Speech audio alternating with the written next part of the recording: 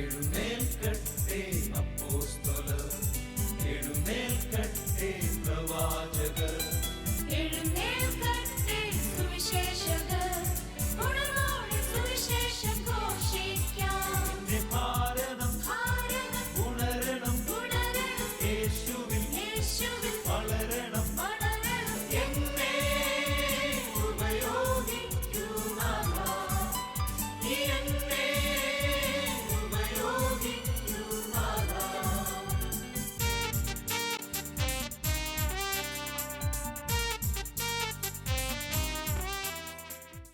നിങ്ങളോട് വചനം പ്രഘോഷിച്ച ഞാൻ തന്നെ തിരസ്കൃതനാകാതിരിക്കേണ്ടതിന് എൻ്റെ ശരീരത്തെ ഞാൻ തീവ്രമായി നിയന്ത്രിക്കുന്നു.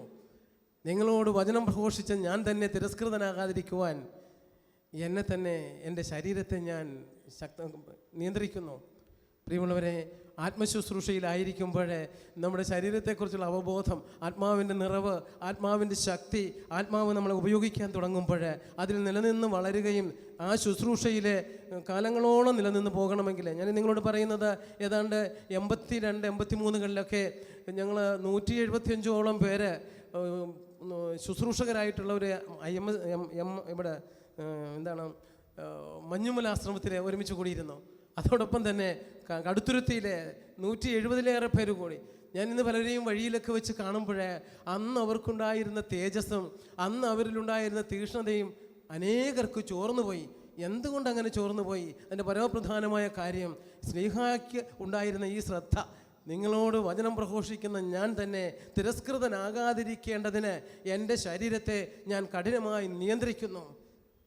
എന്തുകൊണ്ട് ശരീരത്തെക്കുറിച്ച് ഇങ്ങനെ പറയാൻ കാരണം, പ്രിയമുള്ളവരെ, റോമാലേഖനം 8-ാം അധ്യായത്തിൻ്റെ 18 മുതലുള്ള വാക്യങ്ങൾ ഇങ്ങനെ പറയുന്നുവല്ലോ: നമുക്ക് ലഭിക്കുവാനിരിക്കുന്ന മഹത്വത്തോട് തുലനം ചെയ്യുമ്പോൾ ഇന്നത്തെ കഷ്ടതകൾ തുച്ഛമാണ്.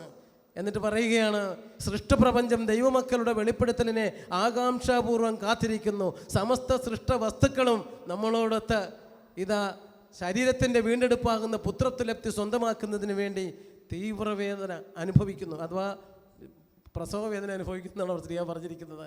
ശരീരത്തിൻ്റെ വീണ്ടെടുപ്പ്, മിശിഹായുടെ 2ാമത്തെ വരവെങ്കിൽ ഈ ഭൂമിയിലായിരിക്കുന്നിടത്തോളം കാലം ശരീരവും മനസ്സും തമ്മിലുള്ള യുദ്ധം. നമ്മളൊക്കെ സമരസഭയിലുള്ളവരാ. സമരസഭയെക്കുറിച്ച് ഗലാത്യ ലേഖനത്തിൻ്റെ 5-ാമത്തെ അധ്യായത്തിൽ 16 മുതലുള്ള വാക്യങ്ങളിൽ ശ്രീഹ പറയുന്നുണ്ടല്ലോ: ആത്മാവിൻ്റെ ഇംഗിതമനുസരിച്ച് നമ്മൾ ജീവിക്കണം, ശരീരത്തിൻ്റെ പ്രവണതകളെ തൃപ്തിപ്പെടുത്തരുത്. എന്തെന്നാൽ ആത്മാവിൻ്റെ ഇംഗിതങ്ങൾ ശരീരത്തിനും ശരീരത്തിൻ്റെ പ്രവണതകൾ ആത്മാവിനും എതിരാണ്. ഇവ തമ്മിൽ എതിർക്കുന്നത് മൂലം ഇച്ഛിക്കുന്നത് പ്രവർത്തിക്കുവാൻ നമുക്ക് സാധിക്കാതെ വരുന്നു. ഒരു ശുശ്രൂഷകൻ എപ്പോഴും ഓർത്തിരിക്കേണ്ട ഒരു കാര്യമാണ്, ശരീരത്തെ മറന്ന് നമുക്ക് മുന്നോട്ട് പോകാനാവില്ല. ഒരു ഓൺഗോയിങ് പ്രോസസ്സ്, അതായത് എല്ലാ ദിവസവും നടക്കേണ്ട ഒരു കാര്യമാണ് ആത്മനിറവിൻ്റെ അനുഭവം. ഓരോ ദിവസവും പുത്തൻ അഭിഷേകം പ്രാപിച്ചുകൊണ്ട് വേണം ഒരു ശുശ്രൂഷകൻ ഇറങ്ങിത്തിരിക്കുവാൻ. അപ്പോൾ അതുകൊണ്ട് എങ്ങനെ ഈ ശുശ്രൂഷയിൽ നിലനിൽക്കണമെങ്കിൽ എന്താണ് നമുക്ക് ആവശ്യമായിട്ടുള്ളത്? ഞാൻ മനസ്സിലാക്കിയത് ഇതാണ്. ഇത്രയും നാളത്തെ ചെറിയ അനുഭവം വെച്ചുകൊണ്ട് എനിക്ക് പറയാൻ സാധിക്കും, യേശുക്രിസ്തുവിനോടുള്ള ബന്ധം എന്തുമാത്രമുണ്ടോ അതനുസരിച്ച് നമുക്ക് യേശുക്രിസ്തുവിൻ്റെ ആത്മാവിലാണെന്നറിയാൻ സാധിക്കും. ക്രിസ്തുവിനോട് ഐക്യപ്പെടുക എന്നതാണ് പരമപ്രധാനമായ കാര്യം. ഇതാ ഗലാത്യ ലേഖനത്തിൻ്റെ 3-ാമത്തെ അധ്യായത്തിലെ 26-ാമത്തെ വാക്യം ഇങ്ങനെയാണല്ലോ പറയുന്നത്: യേശുക്രിസ്തുവിനുള്ള വിശ്വാസം വഴി നമ്മളെല്ലാവരും ദൈവസുതരാണ്. യേശുക്രിസ്തുവിനുള്ള വിശ്വാസം വഴി നമ്മളെല്ലാവരും ദൈവത്തിൻ്റെ മക്കളാണ്. 27-ാം വാക്യം പറയുന്നത് ഇങ്ങനെയാണ്, അവിടെ നിന്ന് പറയുന്നത് ഇങ്ങനെയാണ്: നാം യേശുക്രിസ്തുവിനോട് ഐക്യപ്പെടുവാൻ വേണ്ടി മാമോദീസ സ്വീകരിച്ചിരിക്കുന്ന നാം അവനെ ധരിച്ചിരിക്കുന്നു. ക്രിസ്തുവിനെ, പ്രിയമുള്ളവരെ, മാമോദീസായിലൂടെ യേശുക്രിസ്തുവിനോട് ഐക്യപ്പെട്ടവരാണ് നാം. ഒപ്പം യേശുക്രിസ്തുവിനെ വസ്ത്രമായി അണിഞ്ഞവരാ. നാം എവിടെ ചരിച്ചാലും നമ്മുടെ അഭിഷേകത്തിൻ്റെ തോതറിയുന്നത് നാം ആ യേശുവിൻ്റെ സാന്നിധ്യവും യേശുവിൻ്റെ നമ്മളുള്ള ആ ഐക്യത്തിലും നിലനിന്ന് പോകണം. അപ്പോഴാണ് നമ്മുടെ ആത്മാവ് സജീവമാകുന്നത്. ഞാൻ മനസ്സിലാക്കുന്നത് അങ്ങനെയാണ്. യേശുക്രിസ്തുവിനോടുള്ള ഐക്യം എന്താണ്? ക്രിസ്തുവിനോട് ഐക്യപ്പെടുവാൻ വേണ്ടി മാമോദീസ സ്വീകരിച്ച നാം. ഞാൻ ഓർക്കുകയാണ്, 1981 ഫെബ്രുവരി വരെ ഞാൻ ധരിച്ചിരുന്നത് യേശുക്രിസ്തുവിനോട് ഐക്യപ്പെടുക എന്ന് പറഞ്ഞാൽ അർത്ഥം എല്ലാ ദിവസവും പള്ളിയിൽ പോവുക, 15 ദിവസത്തിലൊരിക്കലും കുമ്പസാരിക്കുക, പിന്നെ കിട്ടുന്നത്രയും സമയം വചനം വായിക്കുക. ഞാൻ ധ്യാനം കൂടുന്നതിന് മുമ്പ് 5 പ്രാവശ്യം പുതിയ നിയമം വായിച്ചു തീർത്തിട്ട് ധ്യാനം കൂടാൻ പോയ പാർട്ടിയാണ്. അതിനേക്കാൾ ഉപരിയായി വിശുദ്ധന്മാരുടെ ജീവചരിത്രം വായിച്ചിട്ട് എനിക്ക് അറിയാവുന്നത് പോലെയൊക്കെ അവരെ അനുകരിക്കുക. പിന്നെ അതിനേക്കാൾ ഉപരി ഒരു ഏകസ്ഥനായതുകൊണ്ട് സന്യാസ സ്പിരിച്വാലിറ്റി ജീവിതത്തിൽ ഉണ്ടാകണമെന്ന് ആഗ്രഹിച്ചത് കൊണ്ട് മെറ്റിൽ കൊണ്ടുവന്നിട്ടിട്ട് അതിൻ്റെ പുറത്ത് കിടന്ന് ഉറങ്ങുക. നോയമ്പുകാലം ആരംഭിച്ചാൽ ഒരിക്കൽ പോലും മെറ്റലിൻ്റെ പുറത്തല്ലാതെ കിടന്ന് അച്ഛൻ ഉറങ്ങിയിട്ടില്ല അന്ന് വരെ. ഒരു 5-8 വർഷങ്ങൾ മുട്ട് ചരൽ കൊണ്ടുവന്നിട്ട് മുട്ടുമേൽ നിന്നുകൊണ്ട് പ്രാർത്ഥിക്കുക. ഇതൊക്കെ എൻ്റെ ഒരു ശൈലിയായിരുന്നു. ഞാൻ നിങ്ങളോട് പറയുന്നത് 1982 യേശു ക്രിസ്തുവിനെ സ്വന്തം ജീവിതത്തിൽ രക്ഷിതാവും നാഥനുമായി സ്വീകരിക്കേണ്ടതിൻ്റെ ആവശ്യകതയെക്കുറിച്ച് ആ ധ്യാനത്തിലെ ക്ലാസ് കേട്ടപ്പോൾ എനിക്ക് മനസ്സിലായി, എനിക്ക് യേശു ക്രിസ്തുവിനോട് നല്ല ബന്ധമുണ്ട്. എവിടെ? ആലോചനയിൽ. എൻ്റെ ആലോചനയിൽ എനിക്ക് യേശുവിനെ കുറിച്ച് നന്നായി അറിയാം. ക്രിസ്തുവിനോട് അങ്ങനെ ഒരു ഐക്യം എനിക്കുണ്ട്. കുരിശിൻ്റെ വഴി എന്നെ സംബന്ധിച്ചിടത്തോളം വളരെ വളരെ പ്രധാനപ്പെട്ട ഒരു ഭക്താഭ്യാസമായിരുന്നു. കാരണം പോളിടെക്നിക്കിൽ പഠിക്കുമ്പോൾ പോലും ഞാൻ അവിടെ നിന്നും കോളേജിൽ പോകുമ്പോഴേ കുരിശിൻ്റെ വഴി 4ഉം 5ഉം കുരിശിൻ്റെ വഴി തീർത്തിരിക്കും. അവിടെ ചെല്ലുമ്പോഴേ കുരിശിൻ്റെ വഴി എൻ്റെ ഒരു വലിയ ഭക്തിയായിരുന്നു. അതിനേക്കാളും ഒരു ഇടവകയിൽ ആരാധന വായന, ആരാധനയൊക്കെ വായിക്കുമ്പോഴേ എൻ്റെ വായന കേട്ടുകൊണ്ട് സിസ്റ്റേഴ്സൊക്കെ പറഞ്ഞു, എൻ്റെ പൊന്നുമോനെ ഇത്രയും ചെറുപ്പത്തിൽ നീ എങ്ങനെ ഇതുപോലെ മനോഹരമായിട്ട് വായിക്കുന്നു, പ്രത്യേകിച്ച് ഈശോ നിന്നെ വിളിക്കുന്നു എന്നുള്ള പുസ്തകം എനിക്ക് വളരെ ഇഷ്ടമാണ്. ആ പുസ്തകത്തിൽ ഇങ്ങനെ തുടങ്ങുന്നത്, ഭക്താത്മാവേ നീ മൗനമായി നമ്മുടെ ദിവ്യരക്ഷകൻ്റെ സന്നിധിയിൽ നിൽക്കുന്നത് പോലെ വിചാരിക്കുക. നമ്മുടെ ആത്മാവിന് ഭക്ഷണമായി തീരുവാൻ വേണ്ടി പരിശുദ്ധ കുർബാനയെ സ്ഥാപിച്ച ശേഷം പതിവ് പോലെ രക്ഷകനിതാ ഒലിവുമലയിലേക്ക് പോകുന്നത് നീ കാണുന്നില്ലയോ എന്ന് പറഞ്ഞിട്ടങ്ങ് തുടങ്ങുക. ഇതാ അവിടുന്ന് തൻ്റെ പ്രിയ ശിഷ്യന്മാരെ ഒരു കല്ലേറ് ദൂരം നിർത്തിയിട്ട്. പിന്നെ തങ്കച്ചൻ്റെ ഭാവന ഭയങ്കരമായിട്ട് വർക്ക് ചെയ്യും. തങ്കച്ചൻ അങ്ങ് ഗതസേമൻ തോട്ടം മനസ്സിൽ കാണും. എന്നിട്ട് പറയുന്നു, ലോകാരംഭം മുതൽ ലോകാവസാനം വരെയുള്ള സകല മനുഷ്യരുടെയും പാപങ്ങൾക്ക് പരിഹാരം താൻ തന്നെ ചെയ്യണമെന്ന ചിന്ത അവിടുത്തെ ഹൃദയവധ വർദ്ധിപ്പിക്കുന്നത് നീ കാണുന്നില്ലയോ? ഹൃദയവധ മൂലം അവിടുത്തെ വിയർപ്പ് തുള്ളികൾ രക്തത്തുള്ളികളായി ഇറ്റിറ്റ് വീഴുന്ന ഒന്ന് വായിച്ചു കഴിയുമ്പോൾ തങ്കച്ചൻ്റെ കണ്ണുകൾ നിറഞ്ഞ് കണ്ണുനീര് വരും. കേട്ടുകൊണ്ടിരിക്കുന്നവർക്ക് ഒരു സങ്കടം. സിസ്റ്റേഴ്സൊക്കെ പറയും, ഇത്ര മനോഹരമായ, ഞാൻ മാത്രം ആൾത്താരെ പോയി നിന്നുകൊണ്ട് പറയും, കർത്താവെ അങ്ങേക്കറിയാമല്ലോ, ഒരു മിമിക്രി ആർട്ടിസ്റ്റിൻ്റെ പാടവത്തോടെ ഞാനിങ്ങനെ വായിച്ചു എന്നല്ലാണ്ട് I can feel in my heart. എൻ്റെ ഹൃദയത്തിൽ അതൊരിക്കലും ഫീൽ ചെയ്തിട്ടില്ല. എൻ്റെ ഹൃദയത്തെ സ്പർശിക്കാതെ പോകുന്നു പലതും. ഞാൻ നിങ്ങളോട് പറയുന്നത്, അഭിഷേകത്തിൽ നിലനിന്ന് ശ്രീക പറയുകയാണ്, നിങ്ങളോട് വചനം പ്രഘോഷിക്കുന്ന ഞാൻ തന്നെ തിരസ്കൃതനാകാതിരിക്കുവാൻ എൻ്റെ ശരീരത്തെ കഠിനമായി ഞാൻ പീഡിപ്പിക്കുകയല്ല, ഞാൻ നിയന്ത്രിക്കുന്നു. എന്തുകൊണ്ട് ശരീരത്തെ നിയന്ത്രിക്കണം? പ്രിയമുള്ളവരെ, ശരീരത്തിന് ഈ കാര്യങ്ങൾ അറിയുവാനുള്ള കപ്പാസിറ്റി നമുക്കില്ല. നമുക്കറിയാമല്ലോ, 1 കൊരിന്ത്യർ 2:9 ശ്രീക പറഞ്ഞിരിക്കുന്നത്, അവിടെ പറഞ്ഞിട്ടുണ്ട്, അവിടെ പറയാണ്, ദൈവം തന്നെ സ്നേഹിക്കുന്നവർക്കായി സജ്ജീകരിച്ചിരിക്കുന്നവ കണ്ണ് കാണുകയോ ചെവി കേൾക്കുകയോ മനുഷ്യ മനസ്സ് ഗ്രഹിക്കുകയോ ചെയ്തിട്ടില്ല, മറിച്ച് ദൈവമെല്ലാം ആത്മാവ് മുഖേന വെളിപ്പെടുത്തി കൊടുക്കുന്നു. മനുഷ്യൻ്റെ അന്തർഗതങ്ങൾ ഗ്രഹിക്കുന്നത് അവൻ്റെ ആത്മാവല്ലാതെ മറ്റെന്താണ്? പ്രിയമുള്ളവരെ, ഈ ഒരു സംഗതി എനിക്ക് അറിയില്ലായിരുന്നു. 82 വരെ എൻ്റെ ബ്ലൈൻഡ് ഏരിയയായി കിടന്നൊരു സംഗതിയാണ് ആത്മാവ് മുഖേനയാണ് ആത്മീയ കാര്യങ്ങൾ അറിയേണ്ടതെന്നുള്ള സത്യം എനിക്ക് വളരെയധികം അജ്ഞനായിരുന്നു ഞാൻ. നിങ്ങളോട് പറയുന്നത്, ഈ തിരസ്കൃതനാകാതിരിക്കുക എന്ന് പറയുന്നത് ആത്മചിന്തയുള്ളവരാകണം നമ്മൾ. ആത്മീയ ചിന്തയുള്ളവർക്ക് എപ്പോഴും ആത്മാവിൻ്റെ ഇംഗിതമനുസരിച്ച് വ്യാപരിക്കുന്നവർക്ക് ആരെയെങ്കിലും സ്നേഹവലയത്തിന് വെളിയിൽ കളയാൻ പറ്റുമോ? ഏതെങ്കിലും ടീമിൽ നിന്ന് എവിടെയെങ്കിലും മുറിവേറ്റ് കഴിഞ്ഞാൽ അത് ശരീരത്തിലേ കൊള്ളത്തുള്ളൂ. ആത്മാവിനെ കൊള്ളിക്കാൻ ആരെങ്കിലും കൊണ്ട് സാധിക്കുമോ? പക്ഷേ എനിക്ക് അന്ന് വരെ അറിയത്തില്ലായിരുന്നു. നിസ്സാര കാര്യങ്ങൾക്ക് പ്രവർത്തിക്കുന്ന 2 സംഘടനയെ പ്രവർത്തിക്കുന്നുണ്ട്. ആ 2 സംഘടനക്കാരും തമ്മിലുള്ള ഗുസ്തിയിൽ തങ്കച്ചനും ഒരു പാർട്ടി ചേരും. ഒരു വിഷമവും തങ്കച്ചനില്ല. അതുപോലെ തന്നെ പല കാര്യങ്ങളിലും ഗ്രൂപ്പീസോ എന്ത് വേണമെങ്കിൽ ചെയ്യാം, ഒരു പ്രശ്നമില്ല. എന്നാൽ എല്ലാ ദിവസവും കുർബാന സ്വീകരിക്കും, ഒരു വിഷമവും ഇല്ല. എന്തുകൊണ്ടാണെന്നറിയാമോ? ആത്മീയ മനുഷ്യർക്ക് മനസ്സിലാകൂ ഈ മാതിരിയുള്ള കാര്യങ്ങൾ. അതൊക്കെ ഒന്ന് കണ്ടെത്താം. നമ്മളതിലേക്കൊന്ന് പോകാൻ പോവുകയാണ്. എന്താണ് ആത്മീയ മനുഷ്യൻ? ആത്മാവിൻ്റെ ഇംഗിതമനുസരിച്ച് ജീവിക്കുക എന്ന് പറയുന്നത്. വാസ്തവത്തിൽ നമ്മളൊക്കെയും ശുശ്രൂഷകൾ ആരംഭിക്കേണ്ടതും അഭിഷേകത്തിൻ്റെ തുടക്കമുണ്ടാകുന്നതും ഒരു വ്യക്തി ആത്മീയനാകാൻ തീരുമാനമെടുക്കുമ്പോഴും ആ ആത്മീയനായെന്ന വെളിപാട് അവനുണ്ടാകുമ്പോഴുമാണ്. റോമാലേഖനം 8-ാം അധ്യായത്തിൻ്റെ 1 മുതലുള്ള വാക്യങ്ങളിൽ ഇങ്ങനെ ശ്രീക പറഞ്ഞിരിക്കുന്നു. അവിടുന്ന് പറയുകയാണ്, ആകയാൽ യേശുക്രിസ്തുവിനോട് ഐക്യപ്പെട്ടിരിക്കുന്നവർക്ക് ശിക്ഷാവിധിയില്ല. അവനിലുള്ള ജീവാത്മാവിൻ്റെ നിയമം നിന്നെ പാപത്തിൻ്റെയും മരണത്തിൻ്റെയും അടിമത്വത്തിൽ നിന്ന് മോചിപ്പിച്ചിരിക്കുന്നു. അതായത് ശരീരത്താൽ ദുർബലമാക്കപ്പെട്ട നിയമത്തിന് അസാധ്യമായത് ദൈവം ചെയ്തു. പാപകരമായ ശരീരത്തിൻ്റെ സാദൃശ്യത്തിൽ തൻ്റെ പുത്രനെ അയച്ചുകൊണ്ട് ശരീരത്തിൽ പാപത്തിന് ശിക്ഷ വിധിച്ചു. ഇത് ശരീരത്തിൻ്റെ പ്രവണതകൾക്കനുസരിച്ച് ജീവിക്കാതെ ആത്മാവിൻ്റെ പ്രചോദനമനുസരിച്ച് ജീവിക്കുന്ന നമ്മളിൽ നിയമത്തിൻ്റെ അനുശാസനം പൂർണ്ണമാകുവാൻ വേണ്ടിയാണ്. അപ്പം ശരീരത്തിൻ്റെ പ്രവണതകളെ ആത്മാവിനാൽ നിഹനിക്കുന്നവരും ഒപ്പം ആത്മാവിൻ്റെ പ്രചോദനങ്ങളെ ഉൾക്കൊള്ളുന്നവരുമാകുമ്പോഴാണ് അഭിഷേകത്തിൻ്റെ ശക്തി നമ്മൾ അനുഭവിക്കുന്നത്. തുടർന്ന് ശ്രീയ പറയുന്നുണ്ടല്ലോ, ക്രിസ്തുവിൻ്റെ ആത്മാവ് നിങ്ങളിൽ വസിക്കുന്നുവെങ്കിൽ നിങ്ങൾ ജഡികരല്ല, ആത്മീയരാണ്. ജഡിക വ്യാപാരങ്ങളിൽ മുഴുകിയിരിക്കുന്ന മനസ്സ് ദൈവത്തിൻ്റെ ശത്രുവാണ്. അത് ദൈവത്തിൻ്റെ നിയമത്തിന് വിധേയപ്പെടുവാൻ അതിന് സാധ്യമല്ല. അപ്പം അതുകൊണ്ട് ഒരു ശുശ്രൂഷകൻ എപ്പോഴാണ് നിൻ്റെ ഉള്ളിൽ കലക്കമുണ്ടാകുന്നത്, എന്തിൻ്റെ പേരിലുമാകട്ടെ, ശുശ്രൂഷയുടെ ഇടയിലുമാകട്ടെ, ശുശ്രൂഷ തമ്മിൽ കാണുമ്പോഴുമാകട്ടെ, ഞാൻ എന്നെ ആത്മശോധന ചെയ്യുന്നൊരു കാര്യമാണ് ഈ പറയുന്നത്. എനിക്ക് പലപ്പോഴും കലക്കമുണ്ടാകുമ്പോൾ ഞാൻ പറയും, കർത്താവേ, എൻ്റെ അഭിഷേകം നഷ്ടപ്പെടാനുള്ള സുഷിരം വീണിരിക്കുന്നു ആത്മാവിനെ. നമ്മുടെ അഭിഷേകം നഷ്ടപ്പെട്ടു പോകുന്നൊരു കാര്യമാണ് ആത്മാവിനെ മറന്ന് ജഡത്തിൻ്റെ പ്രവണതകളിൽ ജീവിക്കാൻ തുടങ്ങുമ്പോഴേ. നമുക്കെല്ലാവർക്കും അറിയാവുന്ന കാര്യങ്ങളാണ്. എഫേസ്യസ് ലേഖനം 2-ാം അധ്യായം നമുക്കറിയാമല്ലോ. അതിക്രമങ്ങളും പാപങ്ങളും നിമിത്തം നമ്മൾ മൃതരായിരുന്നു എന്ന് പറഞ്ഞാൽ എഫേസ്യസിലെ ജനങ്ങളോട് ശ്രീയ പറയുകയാണ്, നിങ്ങൾ നേരത്തെ യേശുക്രിസ്തുവിനെ ജീവിതത്തിൽ രക്ഷിതാവും നാഥനുമായി സ്വീകരിച്ച് അഭിഷേകം പ്രാപിക്കുന്നതിന് മുമ്പ്, പ്രിയമുള്ളവരെ, അഭിഷേകം എന്ന് 1000 പ്രാവശ്യം പാടുകയും അഭിഷേകം എന്ന് കൈ ഉയർത്തുകയും ചെയ്താലും യേശുക്രിസ്തുവിനെ സ്വന്തം ജീവിതത്തിൽ രക്ഷിതാവും നാഥനുമായി സ്വീകരിക്കാതെ ആത്മനിറവ് ലഭിക്കുക നമുക്ക് സാധ്യമല്ല. യേശുവിനോടുള്ള ബന്ധമനുസരിച്ച ക്രിസ്തു നമ്മളിൽ വന്നു കഴിയുമ്പോൾ നമ്മൾ ശക്തരാ, നമ്മൾ ബലം പ്രാപിക്കും.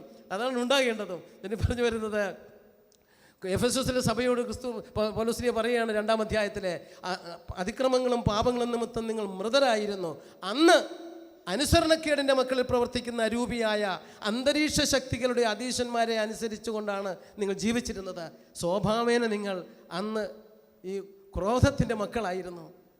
എന്നിട്ട് പറയാണ്, ഒരു കാലത്ത് ശരീരത്തിൻ്റെയും മനസ്സിൻ്റെയും ഇഷ്ടങ്ങൾ സാധിച്ചുകൊണ്ട് ജഡമോഹങ്ങളിൽ ജീവിച്ചിരുന്നു.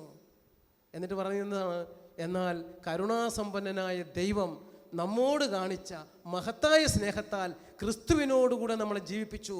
അവിടെയാണ് ആ വെളിപാട് നമ്മുടെ ഉള്ളിൽ കിട്ടുമ്പോഴാണ് അഭിഷേകം ആരംഭിക്കാൻ പോകുന്നത്. കരുണാസമ്പന്നനായ ദൈവം നമ്മോട് കാണിച്ച മഹത്തായ സ്നേഹത്താൽ ക്രിസ്തുവിനോടുകൂടെ നമ്മളെ ജീവിപ്പിച്ചു, കൃപയാൽ നമ്മൾ രക്ഷിക്കപ്പെട്ടു. എന്നിട്ടോ അവനോടുകൂടെ ഉയർപ്പിച്ച് സ്വർഗത്തിലിരുത്തി. പ്രിയമുള്ളവരെ, ഒരു വിശ്വാസിയുടെ അഭിഷേകത്തിൻ്റെ ശക്തി താൻ സ്വർഗീയനാണ്, സ്വർഗത്തിലിരുത്തപ്പെട്ടവനാണ് എന്ന തിരിച്ചറിവ്. 2-ാമത്തെ നിലനിൽപ്പിൻ്റെ രഹസ്യം, ഈ ആത്മാവ് നമ്മുടെ ഉള്ളിൽ വന്നു കഴിയുമ്പോൾ മനുഷ്യൻ ദൈവമകനായി മാറണം. അഭിഷേകത്തിൻ്റെ ശക്തിയിരിക്കുന്നത് മനുഷ്യൻ ദൈവമകനാകുമ്പോഴാണ്.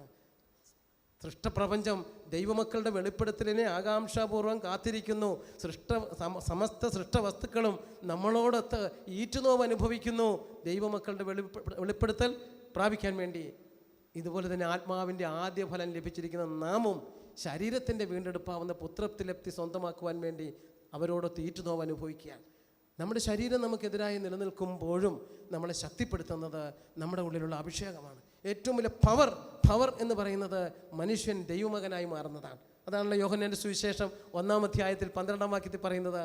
അവിടെ പറയുന്നുണ്ട്, അവനെ സ്വീകരിച്ചവർക്ക്, അവൻ്റെ നാമത്തിൽ വിശ്വസിക്കുന്നവർക്ക് ദൈവമക്കളാകുവാനുള്ള പവർ അവൻ നൽകി, കഴിവ് അവൻ നൽകി. അത് അനുഭവിക്കുമ്പോഴാണ് ബാക്കി അഭിഷേകമൊക്കെയും വരുന്നത്.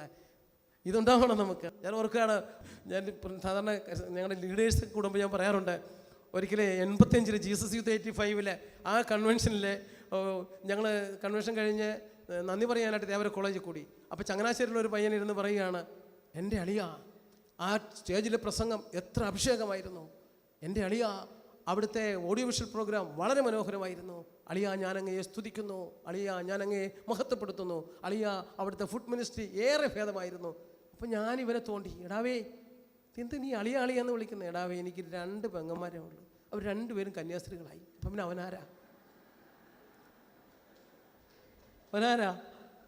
അവനെനിക്ക് അളിയല്ലാതാകുമോ? പക്ഷേ ഈ അളിയനെന്ന് പറഞ്ഞതിൻ്റെ അർത്ഥം എനിക്ക് മനസ്സിലായപ്പോഴാണെന്നറിയാമോ? അവൻ ചങ്ങനാശ്ശേരി ഹോസ്പിറ്റലിൽ കിടക്കുമ്പോഴേ, അവന് ബ്ലഡ് ക്യാൻസർ പേഷ്യൻ്റ് ആയിരുന്നു. മരണത്തോടടുത്തപ്പോഴേ അവനെ കാണാനായിട്ട് ഞാൻ ചെന്ന് 2-3 ദിവസം മുമ്പേ മമ്മി പറഞ്ഞു, തങ്ങച്ചാൽ ഒരു അരമണിക്കൂർ കഴിയട്ടെ, അവൻ്റെ പീക്ക് ടൈമാണ് വേദനയുടെ. അവൻ പൊളഞ്ഞ് ചുരുണ്ട് കൂടി കിടക്കുക. ഞാൻ ആ ഗ്ലാസ്സിലൂടെ നോക്കിയപ്പോൾ ഒച്ചു ചുരുളുന്ന പോലെ ചുരുണ്ട് കിടക്കുന്ന അവൻ, അതിനകത്തുനിന്ന് എന്നെ കണ്ണു നോക്കിയൊന്ന് നല്ലപോലൊരു ചിരി. ആ ചിരി കണ്ടപ്പോൾ എനിക്ക് അത്ഭുതം തോന്നി. ഞാൻ മാറിയിരുന്നു. അരമണിക്കൂറിന് ശേഷം മമ്മി അവനെ തുടച്ച് വൃത്തിയാക്കി. കാരണം മൂക്കിൽ നിന്ന് ചോര വരും, ചെവിയിൽ നിന്ന് ചോര വരും, കണ്ണിൽ നിന്ന് ചോര വരും, ഒക്കെ വരും. ഇതെല്ലാം തുടച്ച് മമ്മി റെഡിയാക്കി കിടത്തിയപ്പോൾ ഞാൻ ചോദിച്ചു, സിബിച്ച എന്ത് പറയുന്നു വിശേഷം? തങ്ങച്ചായ, now Jesus is my best friend. ഞാൻ മനസ്സിലാക്കുന്ന ഏറ്റവും ശക്തമായ അഭിഷേകം അതാ. ഇപ്പോൾ എനിക്ക് യേശു എൻ്റെ ഏറ്റവും അടുത്ത സുഹൃത്താണ്. അവൻ 2000 വർഷങ്ങൾക്ക് മുമ്പ് ഗദസേമിൽ ചിന്തിയ രക്തത്തിൻ്റെ ആ വേദനയുടെ കോടിയിലൊരംശത്തിൽ എന്നെ പങ്കുകാരനാക്കിയിരിക്കുന്നു എന്ന് പറഞ്ഞാൽ എന്താ അർത്ഥം അറിയാമോ? എന്താ കാരണം? എനിക്ക് അവനോടൊത്ത് നിത്യമായി വാഴുവാനുള്ള സ്വർഗത്തിൽ അവൻ്റെ അടുത്തൊരു സീറ്റ് കിട്ടിയെന്നുള്ളതാണ്. സ്ലീഹ പറയുകയാണ്, അവൻ്റെ പെങ്ങന്മാരും ആങ്ങളമാരുമായി അനിയന്മാരുമായി എന്ന് പറഞ്ഞിട്ട് നമുക്കിത് നമ്മൾ സ്വാധീനിച്ചോ? ഇത് നമ്മളെ സ്വാധീനിച്ചിട്ടുണ്ടോ? അഭിഷേകത്തിൻ്റെ ആരംഭം അതാ. അതിൽ നിന്ന് ബന്ധങ്ങളൊക്കെ കെട്ടിപ്പടുക്കാൻ പറ്റൂ. നമുക്ക് ഗലാത്യ ലേഖനത്തിൻ്റെ 4-ാം അധ്യായത്തിൻ്റെ 1 മുതൽ ഇങ്ങനെ പറയുന്നു സ്ലീഹ. അവിടുന്ന് പറയുകയാണ്, ഇതാണ് ഞാൻ വിവക്ഷിക്കുന്നത്, പിന്തുടർച്ചാവകാശി സ്വത്തിൻ്റെ പൂർണ്ണ അവകാശിയാണെങ്കിലും ബാലനായിരിക്കുന്നിടത്തോളം കാലം അടിമയിൽ നിന്നും വ്യത്യസ്തനല്ല. എന്നിട്ട് പറയുകയാണ്, അവൻ നടത്തിപ്പുകാരുടെയും മാതാപിതാക്കളുടെയും ശിക്ഷണത്തിൽ വളരുന്നു. എത്ര വലിയ രാജകുമാരനായിരുന്നാലും ആ ബാലനായിരിക്കുന്നിടത്തോളം കാലം ഒരു രാജ്യത്തിൻ്റെ ഉടമയാണെന്ന് അവൻ അറിയുമോ? അറിയത്തില്ല. പല ക്രൈസ്തവരും എന്തുകൊണ്ട് അഭിഷേകം കാണിക്കുന്നില്ലെന്ന് ചോദിച്ചാൽ, അവൻ സ്വർഗത്തിൽ എത്തിയിരിക്കപ്പെടുന്നവനാണെന്നും സ്വർഗത്തിൻ്റെ പുത്രനായ മിശിഹായുടെ കൂട്ടവകാശിയാണെന്നും അവൻ്റെ കൂടപ്പിറപ്പാണെന്നും അവൻ ആദ്യജാതനും ഞാൻ ഇളയ സഹോദരനാണെന്നും അറിയുമ്പോഴുണ്ടാകുന്നൊരു അഭിഷേകമുണ്ട്. ആ അനുഭവത്തിലേക്ക് വരുമ്പോഴൊരു അഭിഷേകമുണ്ട്. ഈ അഭിഷേകമുള്ളിടത്ത് അസൂയയില്ല, കലഹമില്ല, ഭിന്നതയില്ല, ആ ടീം ഈ ടീം എന്ന് പറഞ്ഞാൽ അടിയില്ല, തൊഴിയില്ല, ഒന്നുമില്ല. പ്രിയമുള്ളവരെ, കാത്തലിക് കസ്മാറ്റിക് റിന്യൂവൽ 82-ലൊക്കെ ഞാനൊക്കെ അതിലേക്ക് വന്ന് 81-82 ആ കാലയളവിലേക്ക് ഞാനൊക്കെ സ്വപ്നം കണ്ടത് അങ്ങനെയാണ്. എല്ലാവരും ഒന്നായി ജീവിക്കുന്നൊരു കൂട്ടായ്മ, ദൈവപിതാവിൻ്റെ മക്കൾ. പ്രിയമുള്ളവരെ, അതാണ് ഞാൻ മനസ്സിലാക്കുന്ന അഭിഷേകം. ഈ അഭിഷേകം നമുക്ക് എപ്പോഴും വേണ്ടതാണ്, എപ്പോഴും നമുക്ക് വേണ്ടതാണ്. ഗലാത്യ ലേഖനം 4 ബാക്കിയോടെ പറയട്ടെ. ബാക്കി പറയുകയാണ്, ഇത് അവിടുന്ന് പറയുകയാണ്, എന്നാൽ കാലസമ്പൂർണത വന്നപ്പോൾ അവിടുന്ന് ഇതാ മനുഷ്യനായി ബാലനായി ഒരു കന്യകയിൽ നിന്നും പിറന്നു, നിയമത്തിന് അധീനനായി ജീവിച്ചു. നിയമത്തിന് അധീനനായി ജീവിച്ചിരുന്ന നമ്മളെ മോചിപ്പിക്കുന്നതിന് വേണ്ടി അവൻ നിയമത്തിന് അധീനനായി ജീവിച്ചു മരിച്ചു. ഇത് എന്നിട്ട് എന്ത് ചെയ്തു? അവൻ തൻ്റെ ആത്മാവിനെ നമ്മളിലേക്ക് അയച്ചുകൊണ്ട് ആബാ പിതാവേ എന്ന് വിളിക്കുവാൻ നമ്മളെ ശക്തരാക്കി. പ്രിയമുള്ളവരെ, ആബാ പിതാവേ എന്ന് നമ്മളെ വിളിക്കുവാൻ തക്കവിധം യേശുക്രിസ്തുവിൻ്റെ അതേ ആത്മാവിനെ ഹൃദയത്തിൽ ലഭിച്ചു എന്ന തിരിച്ചറിവിൽ നിന്നാണ് അഭിഷേകത്തിൻ്റെ ആഴവും ഉയരവും നീളവും വീതിയും നാം അളക്കേണ്ടത്. പുത്രൻ്റെ അതേ ആത്മാവിനെ തന്നിരിക്കുന്നു. ഞാൻ ചെയ്തതിനേക്കാൾ വലിയ കാര്യങ്ങൾ നിങ്ങൾ ചെയ്യും. എന്തുകൊണ്ടെന്നാൽ ഞാൻ പിതാവിൻ്റെ പക്കലേക്ക് പോവുകയും എന്നേക്ക് നിങ്ങളോട് കൂടി ആയിരിക്കുവാൻ അവൻ സഹായകനെ അയക്കും. അപ്പോൾ നിങ്ങൾ ഞാൻ ചെയ്തതിനേക്കാൾ വലുത് ചെയ്യും. ഇത് ചെയ്യുന്ന മക്കളുടെ ഇടയിൽ ഞാനോ വലുത് നീയോ വലുത് എന്ന് പറയുന്നത് ഉണ്ടാവില്ല. കാരണം എന്താണെന്നറിയാമോ? ഗലാത്യ ലേഖനത്തിൻ്റെ 3:27 ബാക്കിയിൽ പറയുന്നുണ്ട്. ബാക്കി സ്ഥലത്ത് 28-ാം വാക്യത്തിൽ പറയുന്നുണ്ട്. അവിടെ പറയുന്നത് എന്താണെന്നറിയാമോ? ആണെന്നോ പെണ്ണെന്നോ സജാതീയനെന്നോ വിജാതീയനെന്നോ ദരിദ്രനെന്നോ സമ്പന്നനെന്നോ വ്യത്യാസമില്ലാതെ എല്ലാവരും ഒരേ യേശു ക്രിസ്തുവിലാണ്, ഒരേ ക്രിസ്തുവിൽ. ഇതാണ് നിലനിർത്തിക്കൊണ്ടു പോയാലേ കേരള സഭ അല്ലെങ്കിൽ ലോകമെമ്പാടുള്ള ഇവാഞ്ചലൈസേഷൻ നമ്മളിലൂടെ സംഭവിക്കും. അതുകൊണ്ട് എനിക്ക് നിങ്ങളോട് പറയാനുള്ളത്, നമ്മുടെ അഭിഷേകം നമ്മൾ നിലനിർത്തിക്കൊണ്ടു പോകണം. ഈ അഭിഷേകത്തിന് എന്നെ സംബന്ധിച്ചിടത്തോളം പറഞ്ഞാൽ ഞാൻ വളരെയധികം വില കൊടുക്കുന്നൊരു സംഗതിയാണിത്. എന്നോട് ചിലരൊക്കെ ചോദിക്കുകയെ തകച്ച ആ പണ്ട് ആ പറഞ്ഞ അതേ രീതിയിൽ തന്നെ ഇപ്പോൾ പറയുന്നത് എന്തുകൊണ്ടാണ്? അപ്പോൾ ഞാൻ പലപ്പോഴും പറയും, ഇതിന് ഞാൻ വില കൊടുക്കാറുണ്ട്. വില കൊടുത്താലുള്ള ഗുണം എന്താ? നമ്മളായിരിക്കുന്നിടത്തൊക്കെ സാധിക്കും മുറിവില്ലാതെ നേരിടാൻ. ഉദാഹരണം ഞാൻ പറയാം. യേശുവിനെ പ്രഘോഷിക്കേണ്ടത് സർക്കാർ ഓഫീസിൽ യേശുവിനെ പ്രഘോഷിക്കുന്ന രീതി ഒരു ഉദാഹരണം ഞാൻ പറയാം. ഒരിക്കലേ ഞാൻ ഓഫീസിലേക്ക് ചെന്നപ്പോഴേ എന്നെ ഞങ്ങളുടെ വ്യവസായ ഓഫീസിലാണ് ഞാൻ അന്ന് വർക്ക് ചെയ്തുകൊണ്ടിരിക്കുന്നത്. അപ്പോൾ വ്യവസായ ഓഫീസർ എന്നോട് പറഞ്ഞു, ജനറൽ മാനേജർ എന്നോട് പറഞ്ഞു, എടോ ഒരു ഫയലുണ്ട്, പെട്ടെന്ന് കുട്ടപ്പിയാണ് കേട്ടോ, എൻ്റെ ഒരു കസിനാണ്. അപ്പോൾ സർക്കാർ ഓഫീസിൽ അങ്ങനെ കസിനാണെന്നൊക്കെ പറഞ്ഞതിൻ്റെ അർത്ഥം എന്താണെന്നറിയാമോ? അതിന് ഒത്തിരി കാശ് കിട്ടിയിട്ടുണ്ടെന്നുള്ളതാണ്. മനസ്സിലായി? അല്ലാണ്ട് ബന്ധമൊന്നുമല്ല. എനിക്കറിയാം, പേര് ഗോപാലകൃഷ്ണൻ്റെ ബന്ധു സെബാസ്റ്റ്യനാകിയല്ലോ ഏതായാലും ഫയൽ പറഞ്ഞപ്പോഴേ അങ്ങനെയാണ്. അപ്പം ഞാൻ പറയും, സാറേ എൻ്റെ ഈ ഫയൽ എൻ്റെ മേശപ്പുറത്ത് വന്നിട്ടില്ല. അപ്പോൾ എന്നെ വിളിക്കുന്ന പോപ്പെന്നാണ് അവർ വിളിക്കുന്നത്. കാരണം ഞാൻ അന്നാണ് റോമിൽ പോയത്. റോമിൽ പോയിട്ട് വന്നപ്പോൾ തൊട്ട് ഞങ്ങളുടെ ഓഫീസിൽ ഞാൻ മാത്രമേ കത്തോലിക്കനായിട്ടുള്ളായിരുന്നു. അപ്പോൾ അതുകൊണ്ട് ബാക്കി എല്ലാവരും എന്നെ വിളിക്കുന്ന പോപ്പെന്നാണ്. ഞാനും വേണ്ടിയിട്ടില്ല, തിരിച്ചു പറഞ്ഞിട്ടില്ല ഒന്നും. അതുകൊണ്ട് എടോ പോപ്പേ, ഇത് പെട്ടെന്ന് ചെയ്യണം. ഞാൻ പറഞ്ഞു, സാറേ എൻ്റെ കയ്യിൽ വരാത്തൊരു ഫയൽ എനിക്ക് പുട്ടപ്പ് ചെയ്യാൻ പ്രയാസമുണ്ട്, ഇതെൻ്റെ മേശപ്പുറത്ത് എത്തിയിട്ടില്ല. എടോ പോപ്പെന്നല്ല തന്നെ വിളിക്കണം, തന്നെ കോപ്പെന്നാണ് വിളിക്കേണ്ടതെന്ന് പറഞ്ഞ് തുടങ്ങി അദ്ദേഹം ഫയറിങ്. 24 മണിക്കൂറിനുള്ളിൽ ആ ഫയൽ എൻ്റെ മേശപ്പുറത്ത് കൊണ്ടുവന്നില്ല ശരിയാക്കിയാൽ. കാരണം വലിയ വണ്ടികളിലൊക്കെ വന്ന് 3-4 മുതലാളിമാർ ഇരിപ്പുണ്ട്. അവരുടെ മുമ്പിൽ വെച്ചാണ് ഞാൻ ഇതില്ലെന്ന് പറയുന്നത്. അപ്പോൾ അവർ ശനിയാഴ്ച പുട്ടപ്പ് ചെയ്ത ഫയലാണ്, അതില്ല. അപ്പോൾ ഞാൻ പറയുന്നത്, ഇത് കോപ്പെന്ന് അദ്ദേഹം പറഞ്ഞ സമയം ഞാൻ മേൽപോട്ട് നോക്കി. ഞാൻ മേൽപ്പെട്ടു. ഇന്നലെ നമ്മൾ പിതാവിനെ നോക്കി ഈശോ വളർന്നു എന്ന് പറഞ്ഞ കാര്യം ശരിക്കും എന്നെ ഒരുപാട് സ്പർശിച്ചിട്ടുണ്ടത്.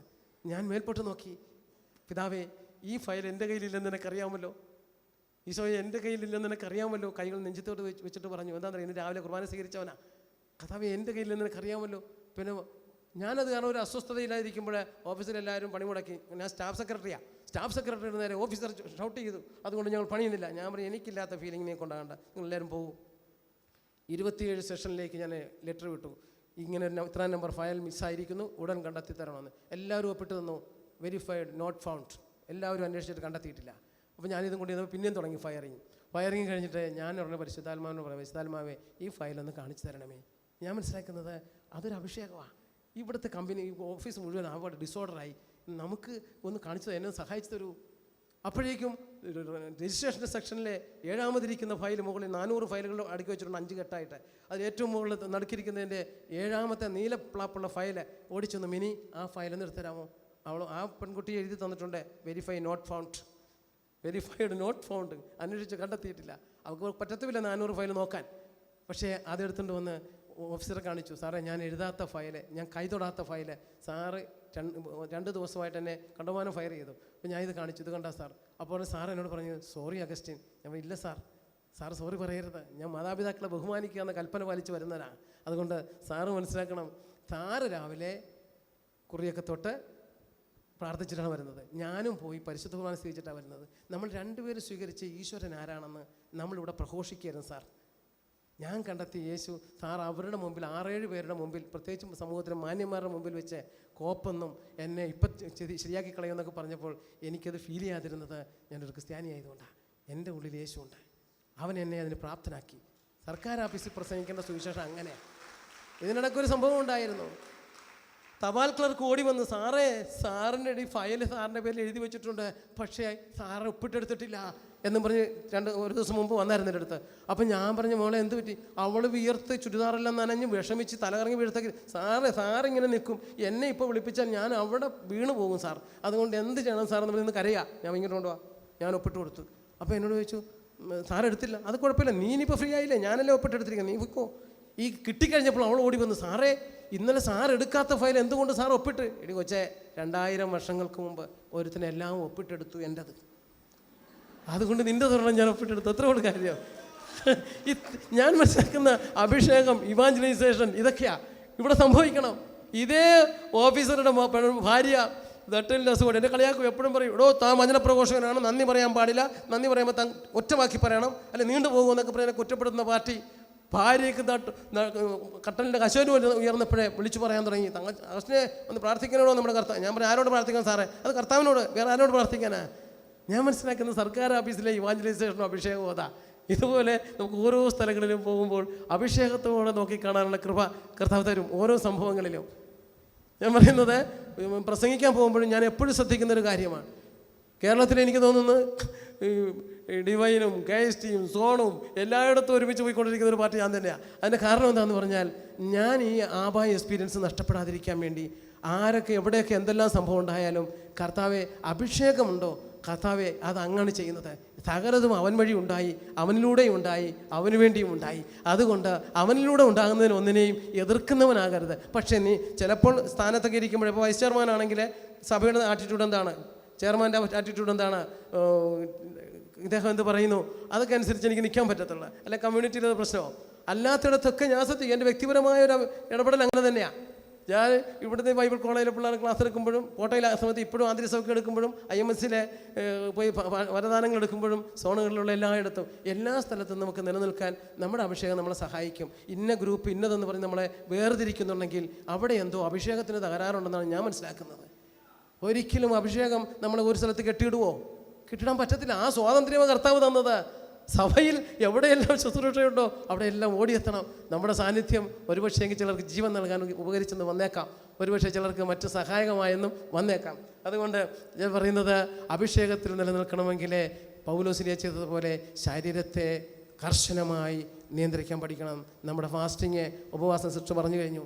ഉപവാസത്തോടൊപ്പം തന്നെ നമ്മുടെ കണ്ണുകൾ, കാതുകൾ, നമ്മുടെ വിചാരങ്ങൾ, വികാരങ്ങൾ, ഇതൊക്കെ ദൈവാത്മാവിൻ്റെ ഫലങ്ങൾ പുറപ്പെടുവിക്കുന്നതിന് പകരം ജഡത്തിൻ്റെ ഫലമാണ് പുറപ്പെടുവിക്കുന്നതെങ്കിൽ അപ്പോഴൊക്കെയും നമ്മൾ തീവ്രമായി പ്രാർത്ഥിച്ചും ഉപവസിച്ചും തിരിച്ചു വരണം. അപ്പോഴാണ് ഈ അഭിഷേകത്തെ നിലനിൽക്കാൻ സാധിക്കുന്നത്.